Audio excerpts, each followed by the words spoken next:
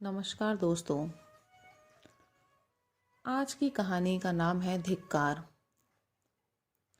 Iran और यूनान में घोर संग्राम हो रहा था। ईरानी दिन दिन बढ़ते जाते थे और यूनान के लिए संकट का सामना था। देश के सारे व्यवसाय बंद हो गए थे। हल्की मुठिया पर हाथ रखने वाले किसान तलवार की मुठिया पकड़ने के लिए मजबूर हो गए। डंडी तोलने वाले भाले तोलते थे। सारा देश आत्मरक्षा के लिए तैयार हो गया था। फिर भी शत्रु के कदम दिन ब दिन आगे ही आगे बढ़ते जाते थे। जिस ईरान को यूनान कई बार कुचल चुका था, वही ईरान आज क्रोध के आवेग की भांति सर पर चढ़ आता था। मर्द तो रण क्षेत्र में सिर कटा रहे थे और स्त्रियां दिन दिन की निराशाजनक खबरें सुनकर सूखी जाती थी। क्यों कर लाज की रक्षा होगी? प्राण का भय न था, संपत्ति का भय न था, भय था मर्यादा का। विजेता गर्व से मतवाले होकर यूनानी ललनाओं को घूरेंगे, उनके कोमल अंगों को स्पर्श करेंगे, उनको कैद कर ले जाएंगे। उस विपत्ति की कल्पना ही से इन लोगों के रोए खड़े हो जाते थे। आखिर जब हालत बहुत नाजुक हो गई तो कितने ही स्त्री पुरुष मिलकर डेल्फी के मंदिर में गए और प्रश्न किया, देवी, हमारे ऊपर देवताओं की यह वक्र दृष्टि क्यों है?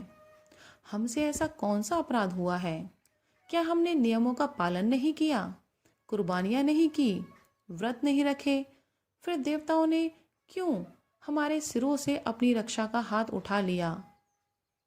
पुजारी ने कहा, देवताओं की असीम कृपा भी देश को द्रोही के हाथ से नहीं बचा सकती। इस देश में अवश्य कोई ना कोई द्रोही है। जब तक उसका वध न किया जाएगा, देश के सर से यह संकट न टलेगा। देवी, वह द्रोही कौन है? जिस घर से रात को गाने की ध्वनि आती हो, जिस घर से दिन को सुगंध की लपटें आती हो, जिस पुरुष की आंखों में मद की लाली झलकती हो, वही देश का द्रोही है। लोगों ने द्रोही का परिचय पाने के लिए और कितने ही प्रश्न किए, पर देवी ने कोई उत्तर ना दिया। यूनानियों ने द्रोही की तलाश करनी शुरू की। किसके घर में से रात को गाने की आवाजें आती हैं? सारे शहर में संध्या होते स्यापा सा छा जाता था। अगर कहीं आवाजें सुनाई देती थी तो रोने की, हंसी और गाने की आवाज कहीं ना सुनाई देती थी। दिन को सुगंध की लपटें किस घर से आती हैं? लोग जिधर जाते थे, किसे इतनी फुर्सत थी कि घर की सफाई करता, घर में सुगंध जलाता? धोबियों का अभाव था। अधिकांश लड़ने के लिए चले गए थे। कपड़े तक ना धुलते थे। इत्र फुलेल कौन मलता? किसकी आंखों में मद की लाली झलकती है? लाल आंखें दिखाई देती थी, लेकिन यह मद की लाली ना थी, यह आंसुओं की लाली थी। मदिरा की दुकानों पर खाक उड़ रही है। इस जीवन और मृत्यु के संग्राम में विलास की किसे सूझती? लोगों ने सारा शहर छान मारा, लेकिन एक भी आंख ऐसी नजर न आई जो मद से लाल हो। कई दिन गुजर गए। शहर में पल पल पर रण क्षेत्र से भयानक खबरें आती थी और लोगों के प्राण सूख जाते थे। आधी रात का समय था। शहर में अंधकार छाया हुआ था, मानो शमशान हो। किसी की सूरत न दिखाई देती थी। जिन नाट्यशालाओं में तिल रखने की जगह न मिलती थी, वहां सियार बोल रहे थे। जिन बाजारों में मनचले जवान अस्त्र शस्त्र सजाए ऐंठते फिरते थे, वहां उल्लू बोल रहे थे। मंदिरों में न गाना होता था न बजाना। प्रसादों में अंधकार छाया हुआ था। एक बूढ़ा यूनानी, जिसका इकलौता लड़का लड़ाई के मैदान में था, घर से निकला और ना जाने किन विचारों की तरंग में देवी के मंदिर की ओर चला। रास्ते में कहीं प्रकाश न था। कदम कदम पर ठोकरें खाता था, पर आगे बढ़ता चला जाता। उसने निश्चय कर लिया, या तो आज देवी से विजय का वरदान लूंगा या उनके चरणों पर अपने को भेंट कर दूंगा। सहसा वे चौंक पड़ा। देवी का मंदिर आ गया था और उसके पीछे की ओर किसी घर से मधुर संगीत की ध्वनि आ रही थी। उसको आश्चर्य हुआ, इस निर्जन स्थान में कौन इस वक्त रंगरेलियां मना रहा है। उसके पैरों में पर लग गए। मंदिर के पिछवाड़े जा पहुंचा। उसी घर में जिसमें मंदिर की पुजारिन रहती थी, गाने की आवाजें आती थी। वृद्ध विस्मित होकर खिड़की के सामने खड़ा हो गया। चिराग तले अंधेरा, देवी के मंदिर के पिछवाड़े या अंधेर। बूढ़े ने द्वार में झांका। एक सजे हुए कमरे में मोमबत्तियां झाड़ों में जल रही थीं। साफ सुथरा फर्श बिछा था और एक आदमी मेज पर बैठा हुआ गा रहा था। मेज पर शराब की बोतल और प्यालियां रखी हुई थी। दो गुलाम मेज के सामने हाथ में भोजन के थाल खड़े लेकर खड़े थे, जिसमें से मनोहर सुगंध की लपटें आ रही थीं। बूढ़े यूनानी ने चिल्लाकर कहा, यही देशद्रोही है, यही देशद्रोही है। मंदिर की दीवारों ने दुहराया, द्रोही है। बगीचे की तरफ से आवाज आई, द्रोही है। मंदिर की पुजारी ने घर में से सिर निकालकर कहा, हाँ द्रोही है। यह देशद्रोही उस पुजारिन का बेटा पासोनियस था। देश में रक्षा के जो उपाय सोचे जाते, शत्रुओं का दमन करने के लिए जो निश्चय किए जाते, उनकी सूचना यह ईरानियों को दे दिया करता था। सेनाओं की प्रत्येक गति की खबर ईरानियों को मिल जाती थी और उन प्रयत्नों को विफल बनाने के लिए वे पहले से ही तैयार हो जाते थे। यही कारण था कि यूनानियों को जान लड़ा देने पर भी विजय न होती थी। इसी कपट से कमाए हुए धन से वह भोग विलास करता था। उस समय जबकि देश में घोर संकट पड़ा हुआ था, उसने अपने स्वदेश को अपनी वासनाओं के लिए बेच दिया। अपने विलास के सिवा और किसी बात की चिंता न थी। कोई मरे या जिए, देश रहे या जाए, उसकी बला से। केवल अपने कुटिल स्वार्थ के लिए देश की गर्दन में गुलामी की बेड़ियां डलवाने पर तैयार था। पुजारिन अपने बेटे के दुराचरण से अनभिज्ञ थी। वह अपनी अंधेर कोठरी में बहुत कम निकलती थी, वहीं बैठे जब तब किया करती थी। परलोक चिंतन में उसे इहलोक की खबर न थी। मनेंद्रियों ने बाहर की चेतनाओं को शून्य से कर दिया था। वह इस समय भी कोठरी के द्वार बंद किए देवी से अपने देश के कल्याण के लिए वंदना कर रही थी कि सहसा उसके कानों में आवाज आई, यही द्रोही है, यही द्रोही है। उसने तुरंत द्वार खोलकर बाहर की ओर झांका। पासोनियम के कमरे से प्रकाश की रेखाएं निकल रही थीं और उन्हीं रेखाओं पर संगीत की लहरें नाच रही थीं। उसके पैर तले से जमीन निकल गई। कलेजा धक सा हो गया। ईश्वर, क्या मेरा बेटा देशद्रोही है? आप ही आप किसी अंतःप्रेरणा से पराभूत होकर वह चिल्ला उठी, हाँ यही देशद्रोही है। यूनानी स्त्री पुरुषों के झुंड उमड़ पड़े और पासोनियस के द्वार पर खड़े होकर चिल्लाने लगे, यही देशद्रोही है। पासोनियस के कमरे की रोशनी ठंडी हो गई। संगीत भी बंद था, लेकिन द्वार पर प्रतिक्षण नगर वासियों का समूह बढ़ता जाता था और रह रहकर सहस्त्रों कंठों से ध्वनि निकलती थी, यही देशद्रोही है। लोगों ने मशालें जलाईं और अपने लाठी डंडे संभाल कर मकान में घुस पड़े। कोई कहता था सिर उतार लो, कोई कहता था देवी के चरणों पर बलिदान कर दो। कुछ लोग उसे कोठे से नीचे गिरा देने पर आग्रह कर रहे थे। पासोनियस समझ गया कि अब मुसीबत की घड़ी सर पर आ गई। तुरंत जीने से उतरकर वह नीचे की ओर भागा और कहीं शरण की आशा न देखकर देवी के मंदिर में जा घुसा। अब क्या किया जाए? देवी की शरण जाने वाले को अभय दान मिल जाता था। परंपरा से यही प्रथा थी।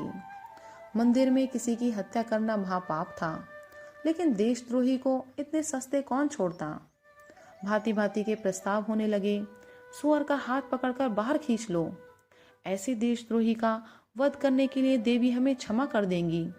देवी, आप उसे क्यों नहीं निकल जाती?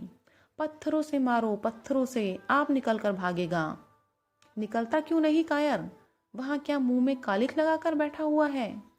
रात भर यही शोर मचा रहा और पासोनियस ना निकला।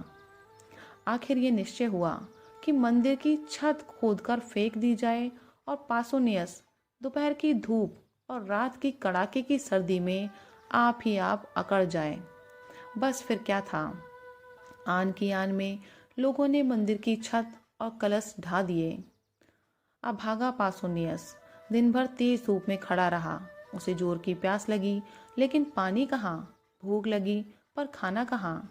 सारी जमीन तवे की भांति जलने लगी, लेकिन छाव कहाँ। इतना कष्ट उसे जीवन भर में ना हुआ। मछली की भांति तड़पता रहा और चिल्ला चिल्लाकर लोगों को पुकारता रहा, मगर वहां कोई उसकी पुकार सुनने वाला ना था। वह बार बार कस्में खाता कि अब फिर मुझसे ऐसा अपराध ना होगा, लेकिन कोई उसके निकट ना आता। बार बार चाहता था कि दीवार से टकराकर वह प्राण दे दे, लेकिन यह आशा रोक देती थी कि शायद लोगों को मुझ पर दया आ जाए। वह पागलों की तरह जोर जोर से कहने लगा, मुझे मार डालो, मार डालो, एक ही क्षण में प्राण ले लो। इस भांति जला जला कर न मारो। ओ हत्यारों, तुमको जरा भी दया नहीं। दिन बीता और रात भयंकर। रात आई। ऊपर तारागण चमक रहे थे, मानो उसकी विपत्ति पर हंस रहे हों। जो जो रात बीतती थी, देवी विकराल रूप धारण करती जाती थी। कभी वह उसकी ओर मुंह खोलकर लपकती, कभी उसे जलती हुई आंखों से देखती। उधर क्षण क्षण सर्दी बढ़ती जाती थी। पासोनियस के हाथ पांव अकड़ने लगे, कलेजा कांपने लगा, घुटनों में सिर रखकर बैठ गया और अपनी किस्मत को रोने लगा। कुर्ते को खींचकर कभी पैरों को छिपाता, कभी हाथों को, यहाँ तक कि इस खींचातानी पे कुर्ता भी फट गया। आधी रात जाते जाते बर्फ गिरने लगी। दोपहर को उसने सोचा, गर्मी ही सबसे कष्टदायक है। ठंड के सामने वह गर्मी की तकलीफ को भूल गया। आखिर शरीर में गर्मी लाने के लिए एक हिमाकत सूझी। वह मंदिर में उधर उधर दौड़ने लगा, लेकिन विलासी जीव था, जरा ही देर में हाफ कर गिर पड़ा। प्रातःकाल लोगों ने किवाड़ खोले तो पासोनियस को भूमि पर पड़े देखा। मालूम होता था उसका शरीर अकड़ गया है। बहुत चीखने चिल्लाने पर उसने आंखें खोली, पर जगह से हिल न सका। कितनी दयनीय दशा थी, किंतु किसी को उस पर दया न आई।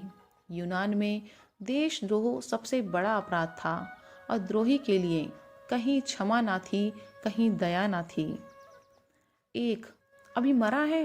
दूसरा, द्रोहियों को मौत नहीं आती। तीसरा, पड़ा रहने दो, मर जाएगा। चौथा, मक्र किए हुए है। पांचवा, अपने किए की सजा पा चुका है, अब छोड़ देना चाहिए। सहसा पासोनियस उठ बैठा और उद्दंड भाव से बोला, कौन कहता है इसे छोड़ देना चाहिए? नहीं, मुझे मत छोड़ना, वरना पछताओगे। मैं स्वार्थी हूँ, विषय भोगी हूँ, मुझ पर भूल कर भी विश्वास न करना। आहा, मेरे कारण तुम लोगों को क्या क्या झेलना पड़ा। इसे सोचकर मेरा जी चाहता है कि अपनी इंद्रियों को जलाकर भस्म कर दूं। मैं अगर 100 जन्म लेकर इस पाप का प्रायश्चित करूं, तो भी मेरा उद्धार न होगा। तुम भूलकर भी मेरा विश्वास न करो। मुझे स्वयं अपने ऊपर विश्वास नहीं। विलास के प्रेमी सत्य का पालन नहीं कर सकते। मैं अब भी आपकी कुछ सेवा कर सकता हूँ। मुझे ऐसे ऐसे गुप्त रहस्य मालूम हैं, जिन्हें जानकर आप ईरानियों का संहार कर सकते हैं।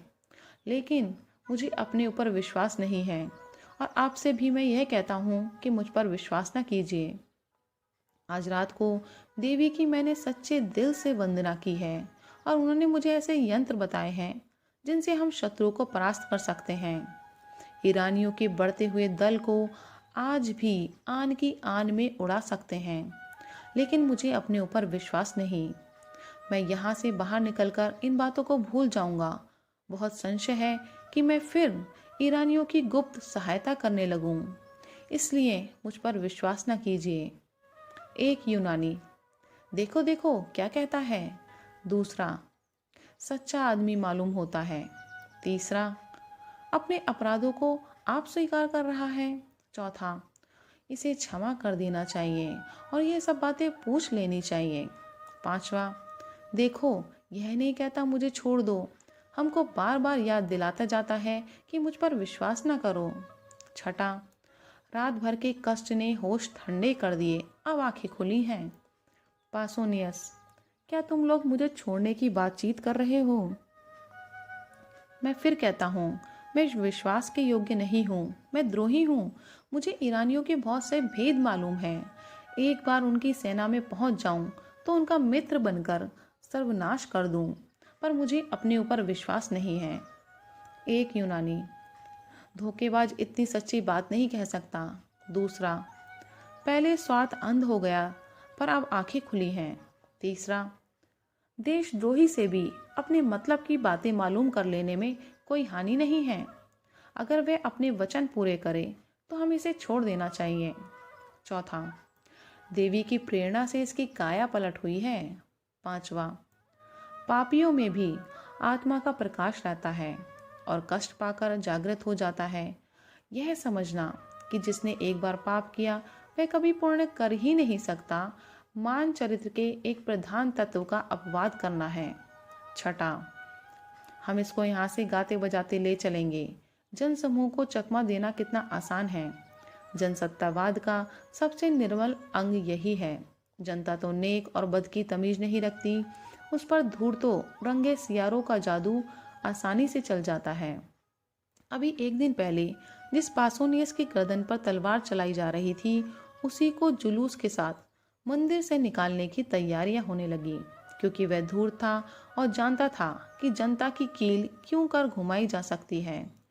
एक स्त्री, गाने बजाने वालों को बुलाओ, पासोनियस शरीफ हैं। दूसरी, हाँ हाँ, पहले चलकर उससे क्षमा मांगो, हमने उसके साथ जरूरत से ज्यादा सख्ती की है। पासोनियस, आप लोगों ने पूछा होता तो मैं कल सारी बातें आपको बता देता, तब आपको मालूम होता कि मुझे मार डालना उचित है या जीते रखना। कई स्त्री पुरुष, हाय हाय, हमसे बड़ी भूल हुई, हमारे सच्चे पासोनियस। सहसा एक वृद्धा स्त्री किसी तरफ से दौड़ती हुई आई और मंदिर के सबसे ऊंचे जीने पर खड़ी होकर बोली, तुम लोगों को क्या हो गया है? यूनान के बेटे आज इतने ज्ञान शून्य हो गए हैं कि झूठे और सच्चे में विवेक नहीं कर सकते। तुम पासोनियस पर विश्वास करते हो, जिस पासोनियस ने सैकड़ों स्त्रियों और बालकों को अनाथ कर दिया, सैकड़ों घरों में कोई दिया जलाने वाला ना छोड़ा, हमारे देवताओं का, हमारे पुरुषों का घोर अपमान किया। उसकी 2-4 चिकनी चुपड़ी बातों पर तुम इतने फूल उठे। याद रखो, अब की पासोनियस बाहर निकला तो फिर तुम्हारी कुशल नहीं।